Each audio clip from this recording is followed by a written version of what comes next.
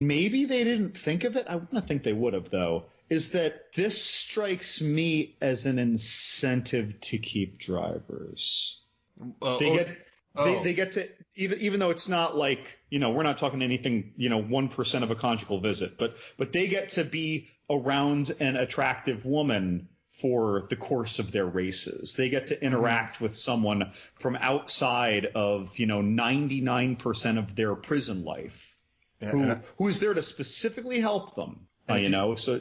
Oh, sorry, I keep interrupting you. My bad. No, that's it. I think that they're familiar with them, right? They keep getting the same one, and so I think that's almost like another, maybe not incentive, but it's an added bonus for the drivers. What were you getting at? No, I think you're absolutely right. And Case, I guess even though she betrays Frankenstein twice, she knows what the shortcuts are. You know who's good. So I love that Machine Gun Joe keeps getting new guys, but since they're new, they don't know the track. And they're just wrong, and they don't want to be there, so they're not good. They always die. But Case, she knows every aspect of that thing. There's a part where she said in 50 yards, take a hard left. 50 yards, take a hard left. She's actually very good at her job, and I sort of dug that about that character. I don't know, at the end, it ended in the same way as the 1975 with her taking over as Frankenstein. I don't know, I dug it. I think it's a fun movie, and also, for the 70 million people who are subscribing to this thing, they probably aren't. I mean, if you're watching people die online, you probably want to, I don't know, you want to, see a ring girl, I guess, if you're paying for a pay-per-view. Sure, no, that's a good point, too. Yeah, that's a ring girl analogy, sure. I mean, they're still an integral part of the team, but I also did some math. At bare minimum, for the weekend, they'll make $6.9 billion, and at the most, they'll make $17.5 billion. So for these races that they do, they're pulling in massive money. So no wonder she wants Frankenstein to keep coming back. Right. But right. Sure we have this privatized prison system, so yeah. Because it's not government, right? I mean, I'm sure the company that's doing the feed is taking some of the money to host all of this. And you have to pay a lot of money for cars and bullets, et cetera, et cetera. But that's still a lot of money for these races. So you probably, I don't know. I also understand why you keep wanting to bring back Frankenstein. It makes sense. Well, you never know, though. Because this is just business, right? Because our introduction, by the way, it very specifically made me think of Escape from New York. Oh, yeah. It's 2020, and the economy has crashed. I guess we didn't have a lot of faith in Obama. We have huge unemployment. Crime rate skyrockets. These are even some of the statements, like the crime rate, skyrocketing. That was an Escape from New York thing. It went up by 400%. Prisons become privatized. Now, if the prison is privatized, right, and it's an island, just like Escape from New York on Manhattan Island, but if it's privatized, and at some point she wanted to create these races. Now, let's just say these races, I don't know how many she does in a year, but let's just say these races have only been going on for, 5 years, right? That seems reasonable to me. Maybe it's been going on 5 years and they have, a few races a year. Well, if you think about it, Machine Gun Joe has 4 wins, right? Let's say they race every 6 months. Machine Gun Joe has 3 wins. So then that's 3.5 years maybe already to fix all the cars. Sure.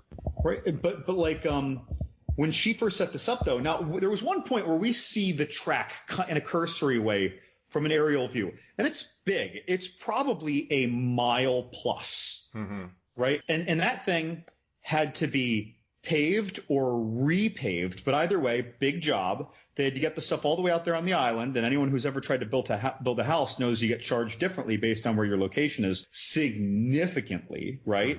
They had to get new fencing because it wasn't just the prison now. Now you need the prison level fencing around the perimeter of the track. So and then you had to get all these kind of mechanic bays and all the parts. But I have a feeling that when this started, when they had this idea, sure, they were a privatized prison and they're making money, but I'll bet that they probably took out, kind of like when a city wants to build a new stadium, she probably took out a $20 billion loan.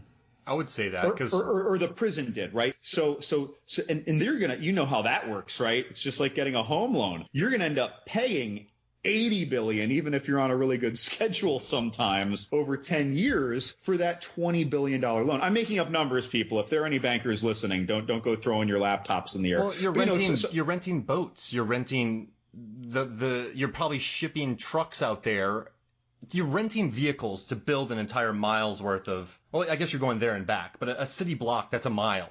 The concrete, the glass, the iron inside, the jumps. So I could see that because you have to ferry everyone back and forth. So, that comes down on the work. So like as much money as it's making, and maybe they only got really, really huge in the last couple of years, because they even said they started out with prison fights, and then like the Romans, they got bored of it, and then they started doing Death Race. Death Race was born. So maybe before it was just a little extra money, but hosting the fights, that's just a TV feed, and paying for the online sales and things. That was probably a lot easier, but this was an expensive endeavor. So she might have had a lot invested in this. I remember originally thinking, including my first watch for this podcast, thinking, I'm surprised that she was so aghast when they destroyed the Dreadnought. But then I also started thinking about the more business model of this. And even if that Dreadnought only cost her $5 million to make, she's like trying to use it as a vehicle to increase, ratings for probably multiple races. And this thing just goes. Yeah. And they had taken months to build in a separate wing. And you had to hire the people to make it. You had to hire the people to get on it, the ammo. Yeah, she took a licking on that one. I mean, I really shot a low number though, because I'll bet you had to buy a live cannon to install on that, a live cannon. I'll bet even in today's economy, what is it? Is it $50 million? It's going to be a large amount of money. It's just to weaponize it. Right, just for that cannon head on the back that got $14K when he was stuck in those chain caltrops. When I saw it, I was like, oh my God, we're just wholesale murdering drivers now. Paul Anderson brought Robin Schulz in again to Robin Shue to play that because he was in Mortal Kombat, Paul Anderson's second film, but he made Robin shave his head for this role. That poor guy shaved his beautiful locks. Wait, so he was Liu Kang? Yeah. No way! I didn't know that. Yeah, it's pretty cool. And did you know that his first film, Paul Anderson's first film, was in '94 called Shopping, and it had a lot of car chases. Roger Corman watched it and wanted him to make a remake of Death Race, but it took 13 years to make, which is because Tom Cruise had it. Tom Cruise wanted to star in it, but he didn't like it. He didn't like the plot, the script too much. So then they gave it to Paul Anderson. He wrote the script. They cut the budget from 100 to 45. And he was supposed to be traveling around the world on a massive globe trek. But he's like, I can't do that for $45 million. So they went to Montreal and they just looked at industrial places and made it. And they found that bridge. So that was it. But yeah, that's the story about how this movie got made. Just to let you know real quick. We totally don't need it to go around the world, though. Plane race movies go around the world. This is its own style, its own circuit. And it's a smart adaptation, too, because, the first Death Race went across the country, United States. And this one, I think, handles the budget really well because they go around the same location. So it's not like they had to build too many new locations. So they are able to focus on the practical stunts, the cars, the explosions. I mean, getting a 3-time Oscar nominee, Joan Allen, in to say, hey, you blank, if you blank with me, we'll see who shits on the sidewalk. I mean, that's no, okay, John. I watched this movie again with every interaction with her just to see if this was a callback to something, and it's not when she says this line. But I'm thinking that since everyone calls her a bitch in the movie, she's saying that they're two dogs and they're on the sidewalk, and who's gonna crap on the sidewalk first? Since everyone calls her that, is that what you got out of that line?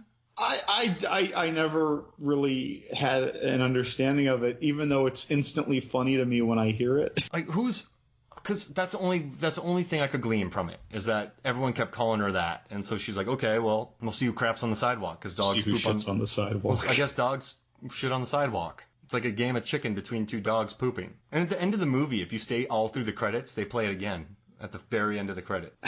That was his first pick. I didn't know that. That was his first pick for this movie. He's like, I want Joan Allen. She was great. Yeah, she's so good. It's funny too, and she was great in she was in at least one of the Bourne movies, and she was great. Like 2, 3, I don't want to call and 4. it cold, but stolid.